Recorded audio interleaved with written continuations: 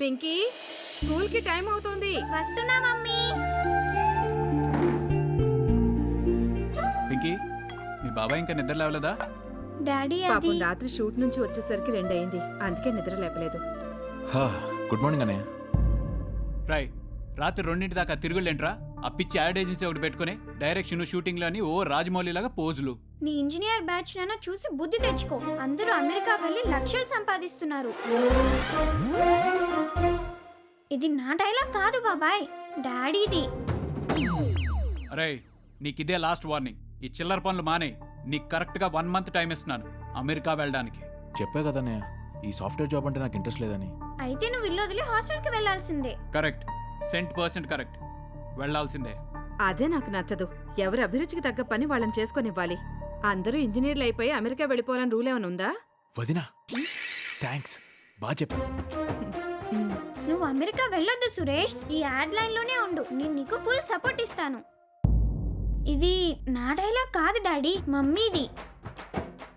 అది నా డైలాగే. అంకిత, నువ్వు ఇలా సపోర్ట్ చేస్తే వాడు దేనికి పనికి రాకుండా పోతాడు. మరి మీరెలా పనికొస్తారు డాడీ? మీరు ఇంజనీర్ చదవలేదు, అమెరికా కూడా వెళ్ళలేదు. ఇది నా ఓన్ డైలాగే డాడీ. అమ్మకు తోడు నువ్వు ఒక సపోర్ట్ వాడికి. అమ్మో,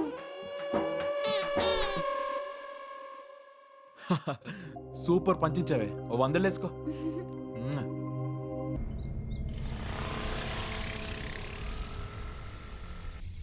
మీరు ఇంతగా చెప్తున్నారంటే నేను కాదనేదే ఉంది. అది ఖచ్చితంగా మంచి డీలే అయి ఉంటుంది. తప్పకుండా సార్. సార్ చేద్దాం. సార్, సురేష్ వాళ్ళ బ్రదర్ వచ్చారు. నేను మళ్ళీ చేస్తాను. నమస్తే సార్.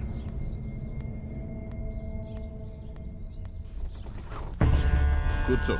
పర్లేదండి, మీరు పెద్దవారు. చూసావా, నా స్టేటస్ చూసి నా ముందు కూర్చోవడానికి భయపడుతున్నావు. అవును, కడుపు నింపుకోవడానికి ఏం చేస్తుంటావు? బ్యాంకులో జాబ్ చేస్తున్నానండి. మీ తమ్ముడు చేపలు పడుతుంటాడా? ఐ మీన్, బాగా డబ్బున్న చేపలను వెతికి పట్టుకొని గ్యాలం వేయటం. ఎక్స్క్యూజ్ మీ, మీరేం మాట్లాడుతున్నారో నాకు అర్థం అవ్వట్లేదు. తప్పులేదు. బాగా డబ్బున్నమ్మాని వెతికి పట్టుకొని లవ్ అనే పేరుతో గ్యాలం వేసి పడేయడం, పెళ్లి చేసుకుని వాళ్ళ ఆస్తిని అనుభవిస్తూ తాగుతూ ఎంజాయ్ చేయడం. నో, మీ తమ్ముడేనే కాదు, ఈ రోజుల్లో ప్రతి యువకుడు చేసే పని అది. చూడండి, మీరెవరో నాకు తెలీదు, నన్ను ఇక్కడికి ఎందుకు పిలిపించారో తెలీదు, నా తమ్ముడు టాపిక్ ఎందుకు తీసుకొస్తున్నారో అర్థం కావట్లేదు. ఈ మాట అంటావని తెలుసు. నా బిజినెస్ టర్న్ ఓవర్ ఎంతో తెలుసా? 1000 కోట్లు. నేను ఈ స్థాయికి ఎదిగానంటే నీలాంటి చిల్లరగాళ్ళని ఎంతమందిని చూసుంటానో. Please behave yourself. Shut up. నీ తమ్ముడు నా కూతుర్ని కలిసిన లవ్వు గివ్వని వెంట తిరిగిన వాడు ఉండడు, నువ్వు ఉండవు. జాగ్రత్త. నిజంగానే నాకు ఇంతవరకు ఈ విషయం గురించి తెలీదు. నేను మాటిస్తున్నాను, నా తమ్ముడు మళ్ళీ మీ అమ్మాయిని కలుసుకోడు. మీ బెదిరింపులకో మీ స్టేటస్కో భయపడి నేను ఈ ప్రామిస్ చేయట్లేదు.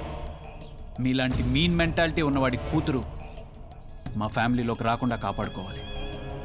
వస్తాను.